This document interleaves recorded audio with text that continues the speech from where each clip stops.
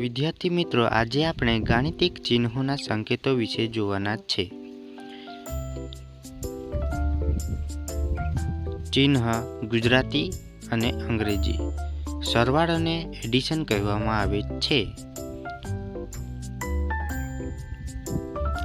હવે ગુણાકારને મલ્ટીપ્લિકેશન કહેવામાં આવે છે. બાદબાકીને સબટ્રેક્શન અને માઇનસ પણ કહેવામાં આવે છે. ભાગાકારને ડિવિઝન કહેવામાં આવે છે. બરાબરને ઇક્વલ કહેવામાં આવે છે. અસમાનને અંગ્રેજીમાં નોટ ઇક્વલ કહેવામાં આવે છે. ના કરતાં વધારે ને અંગ્રેજીમાં ગ્રેટર ધેન કહેવામાં આવે છે. આ પણ સેમ જ છે. ના કરતાં વધારે તેને અંગ્રેજીમાં ગ્રેટર ધેન કહેવામાં આવે છે. આ ઉલટું લ જેવું દેખાતો છે, એને ના કરતાં ઓછું તેને લેસ ધેન કહેવામાં આવે. આ બી સેમ જ છે. ના કરતાં ઓછું તેને લેસ ધેન કહેવામાં આવે છે. આને નિરપેક્ષ મૂલ્ય અથવા માનાંક કહેવામાં આવે છે. તેને અંગ્રેજીમાં નેચરલ વેલ્યુ કહેવામાં આવે છે. આને સમાંતર પેરેલલ કહેવામાં આવે છે. ટકાવારી પર્સન્ટેજ.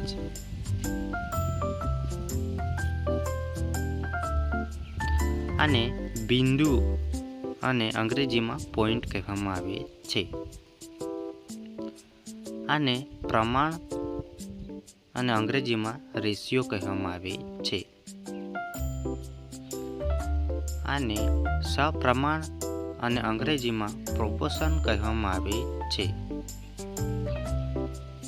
આને ગુજરાતીમાં માટે અને અંગ્રેજીમાં ધેરફોર કહેવામાં આવે છે.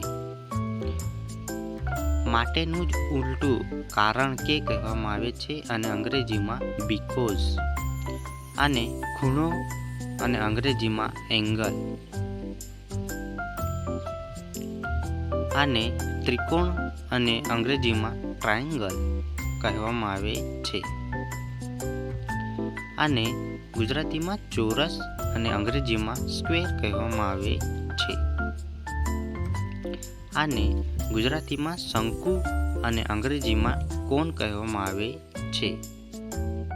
આને ગુજરાતીમાં લંબ અને અંગ્રેજીમાં પરપેન્ડિક્યુલર કહેવામાં આવે છે.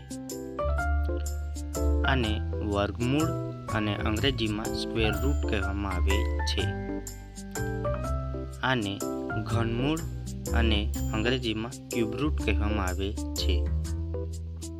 ગુજરાતીમાં નાનો કોષ અને અંગ્રેજીમાં સર્કુલાર બ્રેકેટ કહેવામાં આવે છે. આને ગુજરાતીમાં છગડીયો કૌંસ અને અંગ્રેજીમાં કર્લી બ્રેકેટ કહેવામાં આવે છે. આને ગુજરાતીમાં મોટો કૌંસ અને અંગ્રેજીમાં સ્ક્વેર બ્રેકેટ કહેવામાં આવે છે. આને ગુજરાતીમાં વર્તુળનું કેન્દ્ર અને અંગ્રેજીમાં સર્કલ ડોટ કહેવામાં આવે છે. આને ગુજરાતીમાં ફૂટ અને અંગ્રેજીમાં પણ ફૂટ જ કહેવામાં આવે છે. આને ગુજરાતીમાં ઇંચ અને અંગ્રેજીમાં પણ ઇંચ જ કહેવામાં આવે છે. આને ગુજરાતીમાં રેખાખંડ કહેવામાં આવે છે અને અંગ્રેજીમાં લાઇન સેગમેન્ટ કહેવામાં આવે છે. આને ગુજરાતીમાં રેખા અને અંગ્રેજીમાં લાઇન કહેવામાં આવે છે. આને ગુજરાતીમાં લગભગ અને અંગ્રેજીમાં એપ્રોક્સિમેશન કહેવામાં આવે છે. આને સમરૂપ અને અંગ્રેજીમાં કોંગ્રુન્સ કહેવામાં આવે છે. ગુજરાતીમાં યોગગણ અને અંગ્રેજીમાં યુનિયન કહેવામાં આવે છે. ગુજરાતીમાં છેદગણ અને અંગ્રેજીમાં ઇન્ટરેક્શન કહેવામાં આવે છે. ગુજરાતીમાં ખાલી ગણ અને અંગ્રેજીમાં એમ્પ્ટી સેટ કહેવામાં આવે છે. ગુજરાતીમાં ઉપગણ અને અંગ્રેજીમાં સબસેટ કહેવામાં આવે છે. ગુજરાતીમાં માં આવેલ છે અને અંગ્રેજીમાં બિલોંગ્સ ટુ કહેવામાં આવે છે. ગુજરાતીમાં પાય અને અંગ્રેજીમાં પીઆઈ પાય કહેવામાં આવે છે.